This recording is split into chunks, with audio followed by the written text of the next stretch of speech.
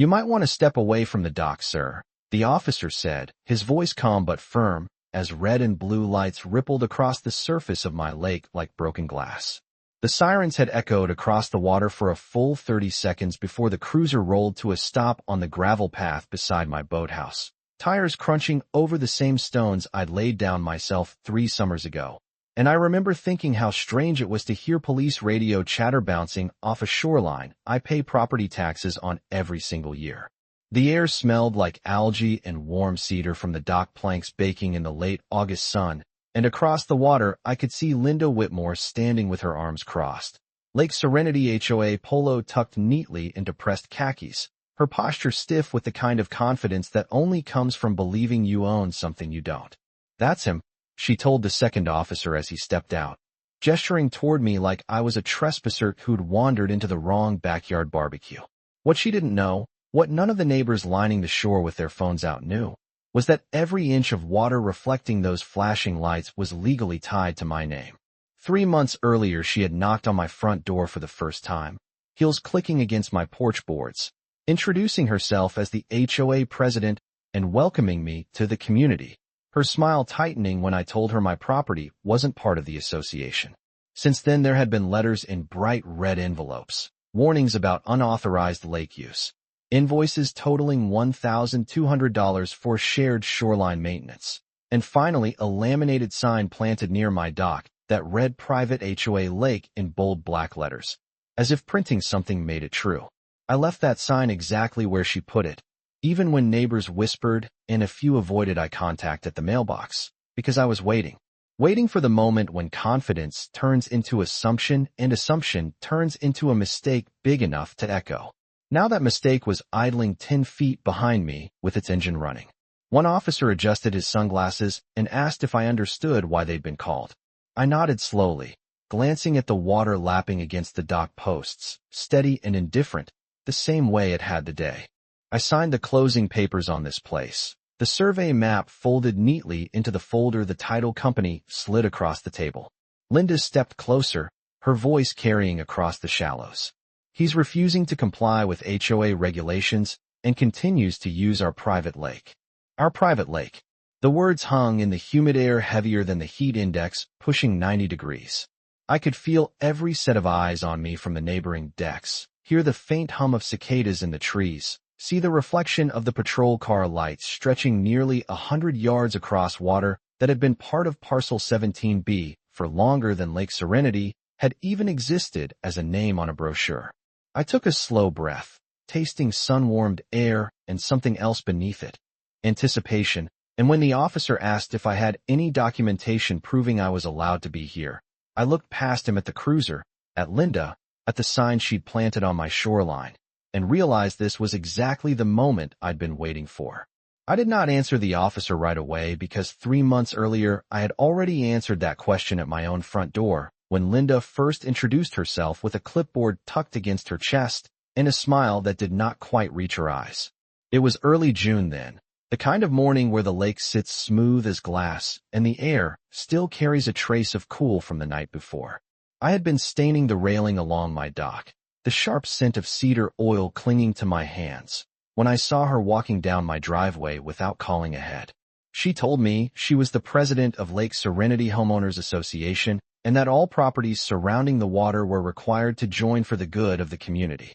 I remember wiping my hands on a rag and telling her calmly that my closing documents showed no such obligation. She tilted her head slightly, the way someone does when they think you are confused rather than correct, and said there must have been a mistake because everyone uses the lake and everyone pays. I told her I did not mind paying my taxes, which last year were just over $8,000 for this parcel alone, but I would not be signing anything that placed my land under rules I never agreed to. That was the first shift in her expression, the warmth cooling into something procedural. A week later, the first red envelope appeared in my mailbox, stamped with final notice across the front, even though it was the first one I had ever received.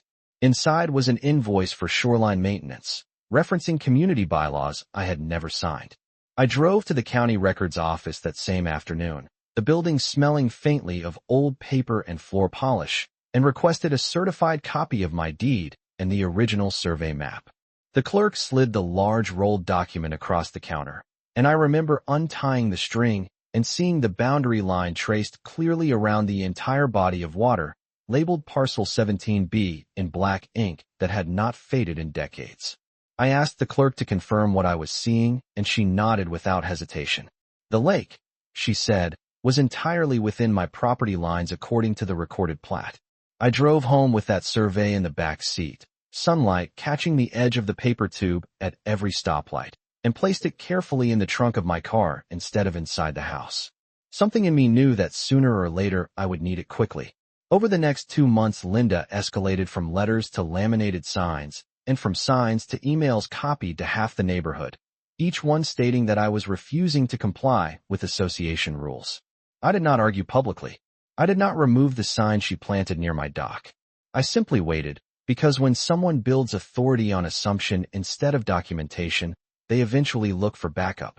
And backup, when it arrives with flashing lights, always asks for proof. The officer waited, pen poised above his notepad, while Linda stepped closer, as if proximity alone could tilt the outcome in her favor, and I could hear the faint murmur of neighbors drifting over the water like a low tide of judgment. A pontoon boat idled about 50 yards offshore, its engine humming softly as the couple on board pretended not to stare.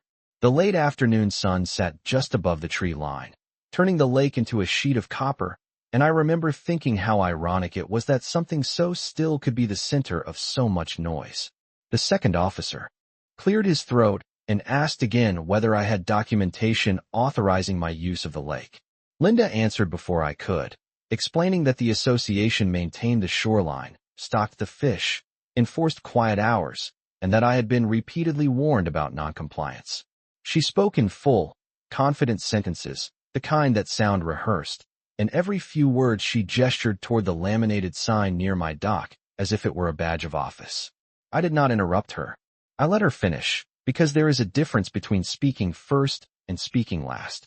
When she finally paused, I told the officers that I understood why they had been called, and that I appreciated them coming out on a warm Saturday when the temperature was pushing 92 degrees. I explained that I had no intention of causing a disturbance and that I had remained on my own property the entire time. Linda gave a short, incredulous laugh and said that was exactly the problem, because according to her, the lake was not mine to claim. One of the officers asked where my property line ended, and she pointed confidently toward the edge of my lawn, stopping well short of the water, as if an invisible fence existed there. That was the moment I knew she had never actually seen the survey. She had assumed the water belonged to whoever printed the rules. The first officer shifted his weight and said he would need to see any paperwork I had available. I glanced toward my driveway where my truck was parked beneath the shade of a sycamore tree, the same truck that had carried the rolled survey home from the county records office. The air smelled faintly of gasoline from the patrol car mixed with the earthy scent of the shoreline, and somewhere behind me a screen door creaked open as another neighbor stepped out to watch. I told the officers the documents were in my vehicle and that I would retrieve them. Linda crossed her arms tighter, as if bracing for a performance she was certain would fall apart. I walked slowly up the gravel path, each step crunching deliberately under my boots, aware of every eye following me. When I reached the truck, I opened the rear door instead of the front, reached behind the seat, and pulled out the thick cardboard tube secured with a white plastic cap. I held it for a second, feeling the weight of old paper inside, then turned back toward the dock where the officers and the president of the association were waiting for proof. I walked back down the gravel path holding the cardboard tube against my palm, feeling the slight give of the rolled paper inside, as if it were breathing with me, and the conversations along the shoreline quieted into that tight, expectant silence people use when they think they are about to witness someone being corrected. The first officer stepped forward to meet me halfway, while Linda stayed near the dock, chin lifted, confident in a way that suggested she believed paperwork was a formality rather than a foundation. I unscrewed the plastic cap slowly, the small click echoing louder in my head than it should have, and slid the survey map into my hands. The paper was thicker than standard printer stock, slightly yellowed at the edges, with crisp black boundary lines that had been recorded long before Lake Serenity became a selling point on real estate listings. I unfolded it carefully across the hood of the patrol car, smoothing the creases with my fingertips while the late afternoon light stretched our shadows across the metal. The officer leaned in, adjusting his sunglasses, and asked me to point out the relevant markings. I traced the perimeter with one finger, following the rectangular outline of parcel 17B, then continued without lifting my hand as the line curved around the entire body of water, enclosing it completely.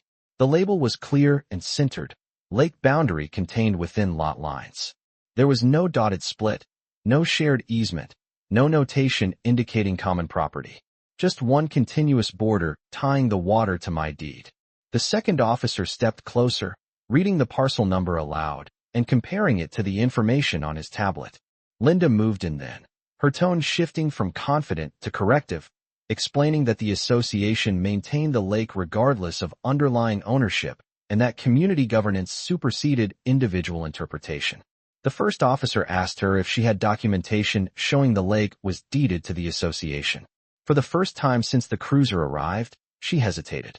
She mentioned bylaws, annual dues, maintenance schedules, and neighborhood votes, but she did not produce a deed. The officer turned back to the survey and asked where it had been recorded. I told him the county records office and offered the certified copy of my deed from the same tube. He examined the raised seal in the corner, running his thumb lightly across it, then looked toward the water where the red and blue reflections had begun to fade as the sun dipped lower. A breeze moved across the surface, rippling the copper sheen into darker waves, and the laminated sign near my dock fluttered slightly against its metal stake. The officer cleared his throat and said, in a measured voice, that based on the recorded plat and the certified deed, the lake appeared to fall entirely within my property boundaries. He then looked at Linda and explained that without documentation establishing association ownership, there was no basis for removing me from my own land. The words did not come with raised volume or dramatic emphasis, just steady confirmation. Around us, the gathered neighbors shifted, some stepping back from their railings. The quiet that followed felt different from before, heavier, but no longer pointed at me. I rolled the survey back into its tube slowly, the paper sliding home with a soft whisper, and watched as certainty changed sides without anyone needing to raise their voice. The officer handed my deed back to me with both hands, the way someone returns something that carries weight, and then he turned to Linda with a tone that was still polite, but no longer deferential. He explained that property disputes of this nature were civil matters, and that based on the certified documents presented, there was no probable cause to remove me from the lake or restrict my access. The cruiser lights were off now, leaving only the fading orange glow of sunset stretching long shadows across the dock. Linda opened her mouth as if to counter, then paused, glancing toward the cluster of neighbors who had gathered along their shorelines. Without the authority of flashing lights behind her, her words seemed smaller. She insisted that the association had maintained the water for years, that they paid for fish stocking every spring and algae treatment in late summer, that community funds had preserved what she called a shared asset. The officer listened patiently and asked again whether the association held a recorded deed, easement, or court order granting control over the lake. She said they had bylaws. He nodded and clarified that bylaws do not override recorded ownership unless supported by a legally binding covenant tied to the specific parcel. The air felt cooler as the sun slipped below the trees, and the cicadas grew louder, filling the silence she left behind. A neighbor across the water lowered his phone. Another quietly stepped back inside. The officer then advised Linda that if the association believed it had a claim, it would need to pursue clarification through proper legal channels rather than through law enforcement intervention. He added, gently but clearly, that filing repeated complaints without documentation could be viewed as misuse of emergency resources. That sentence seemed to settle over the shoreline like a second sunset. I stood beside the patrol car, the cardboard tube tucked under my arm again, and watched the shift happen not with drama but with gravity. Linda's shoulders tightened, her posture no longer commanding but defensive. The laminated sign near my dock caught a breeze and tilted slightly, the corner lifting from the soil where it had been pressed in so confidently weeks earlier. One of the officers asked if I wished to make any complaint regarding the situation. I looked at the water instead, at the smooth, dark surface reflecting the first hints of evening, and told him I simply wanted to enjoy my property in peace. He gave a short nod, as if that was the most reasonable request he had heard all day. When the officers walked back to their cruiser, gravel crunching beneath their boots, the sound echoed differently than before. The engine started, headlights swept once across the lake, and then the vehicle rolled slowly back up my driveway, toward the main road. No sirens this time, just the steady hum of tires on stone fading into distance. Linda remained near the dock for a moment longer, eyes fixed on the water she had claimed as communal. Then without another word she reached down, pulled the laminated sign from the ground, and walked back toward her house, leaving only the imprint of its metal stake behind. The lake did not change. It did not react. It simply rested inside the boundaries drawn decades ago, quiet and undeniable, exactly where it had always been. That night the lake was quieter than I had ever heard it, as if even the frogs understood that something had shifted beneath the surface. I stood on my dock long. After the patrol car disappeared, the wood still warm under my bare feet, watching the last streaks of orange fade into deep blue. Across the shoreline, porch lights flicked on one by one, small squares of yellow in the dark, and I could feel eyes behind some of those windows, curiosity replacing certainty. The next morning, I woke before sunrise out of habit and walked down to the water with a cup of black coffee in my hand. A thin layer of mist hovered just above the surface, stretching nearly 200 yards across the lake, and for the first time since Linda had knocked on my door months earlier, there was no sign staked near my dock, and no envelope waiting in my mailbox.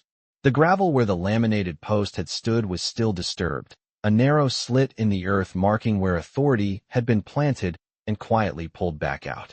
Around 8 o'clock, my phone buzzed with an email notification. The subject line read clarification regarding Lake Serenity governance. It was from the association, signed not only by Linda but by 2 other board members whose names I recognized from neighborhood newsletters. The message stated that after reviewing county records, the association acknowledged that the lake was contained within my parcel and that any previous communications suggesting mandatory membership tied to water access had been issued in error. The wording was careful, almost clinical, but between the lines I could read what had happened. Documentation had replaced assumption. Later that afternoon, a different neighbor walked down the shared access path that stopped just short of my boundary line. He kept his hands in his pockets and cleared his throat before speaking, telling me he had always wondered about the property lines but never questioned what he had been told. He asked whether the association would still be allowed to coordinate voluntary maintenance. I told him I had no intention of isolating anyone and that I was open to reasonable discussions, but that ownership was not a committee decision. Word traveled quickly after that. The tone in the community shifted from enforcement to inquiry. A few residents asked to see the survey themselves, not with skepticism, but with genuine interest. I unrolled the map again on the hood of my truck, the same place where it had first changed the direction of the conversation, and explained how.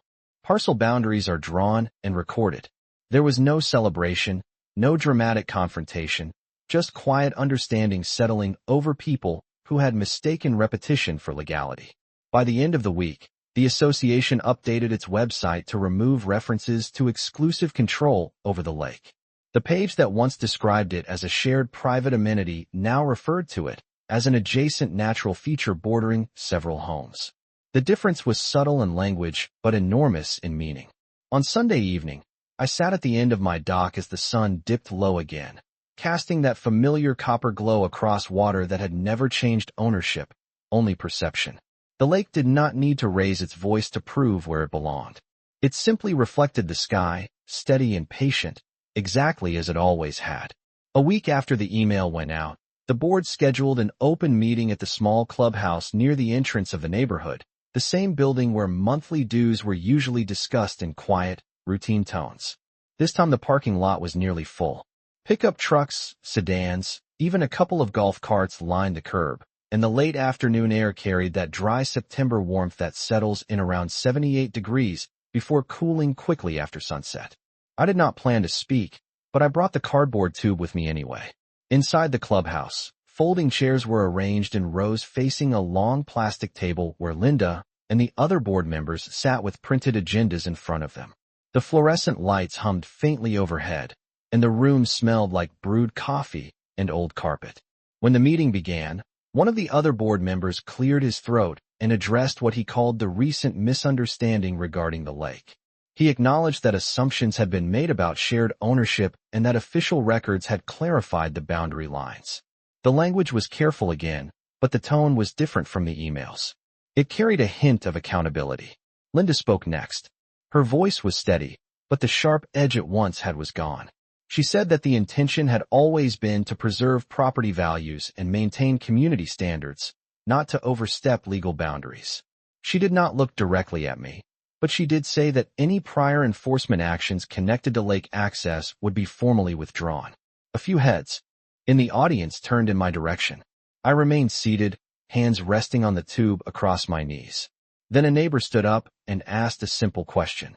If the lake was privately owned, what prevented the owner from restricting everyone else entirely? The room went quiet. I felt every pair of eyes shift again. I stood slowly, not to command attention, but to answer plainly. I told them that ownership does not automatically mean exclusion and that I had never objected to respectful use. What I had objected to was being told I did not belong on my own land.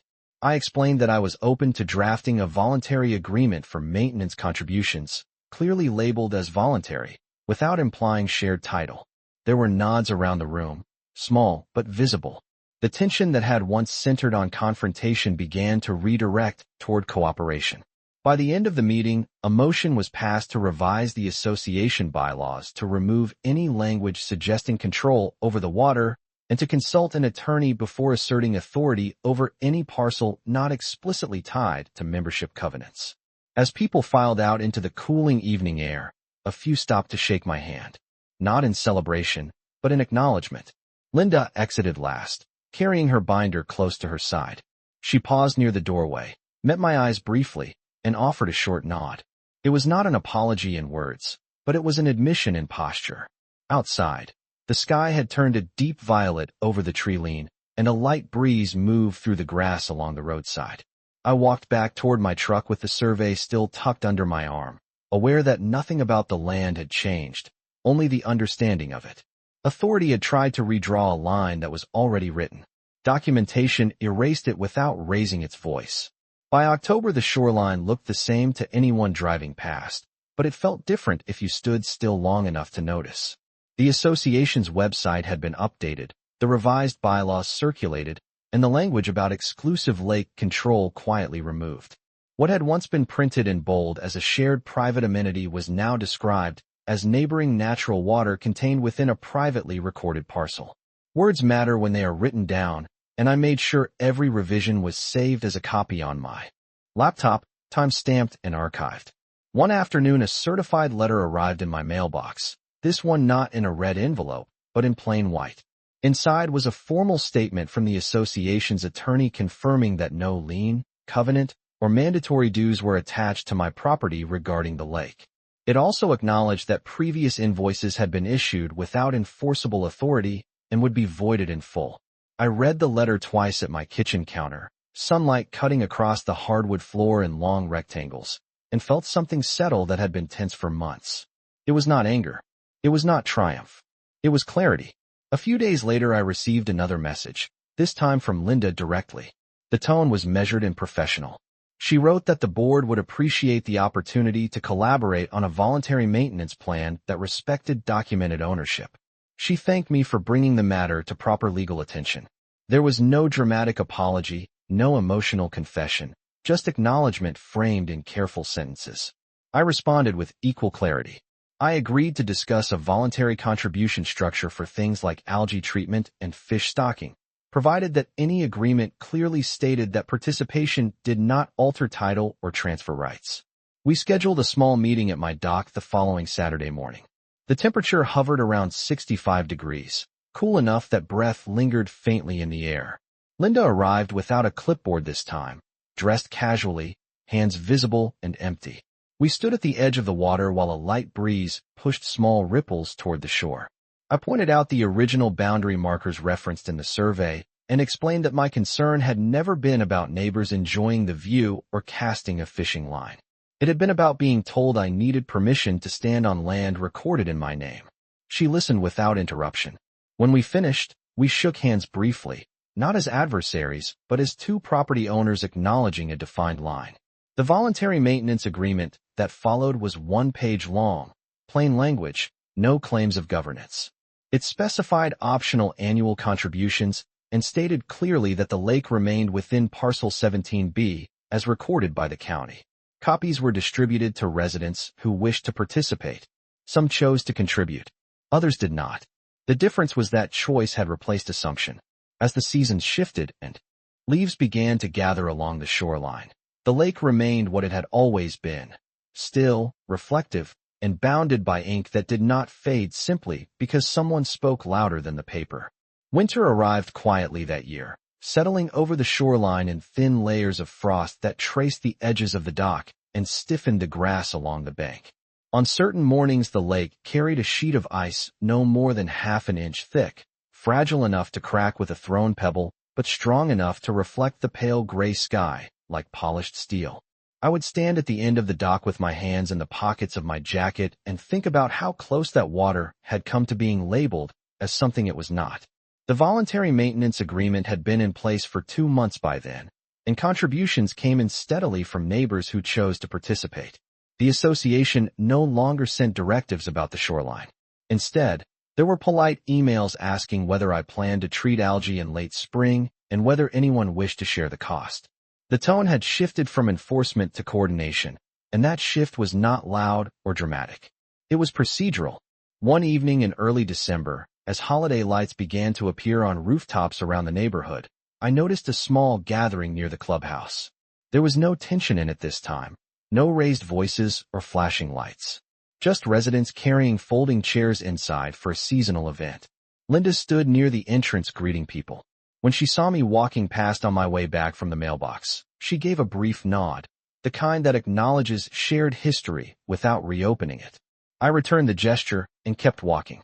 The lake behind me was dark and still, its boundaries invisible to the eye but permanently recorded in ink and seal at the county office. That was the part no one could rewrite with a newsletter or a vote. On the last afternoon of the year, the temperature rose unexpectedly to nearly 50 degrees, warm enough to melt the thin ice along the edges. I walked down to the dock and sat on the same cedar planks where months earlier red and blue lights had flickered across the surface. There were no sirens now, no spectators lining the shore, just the soft lap of water against wood and the distant call of a bird cutting across the open sky. I thought about how easily authority can grow when it is not questioned and how quickly it can shrink when measured against documented fact. The survey map was still stored in the cardboard tube behind the seat of my truck, not because I expected another confrontation, but because I understood something I had not fully appreciated before. Ownership is not about raising your voice. It is about knowing where the line is drawn and being willing to stand quietly on the correct side of it. The lake did not need defending with noise or anger. It needed one thing, the truth written down and presented without fear. And in the end, that was enough.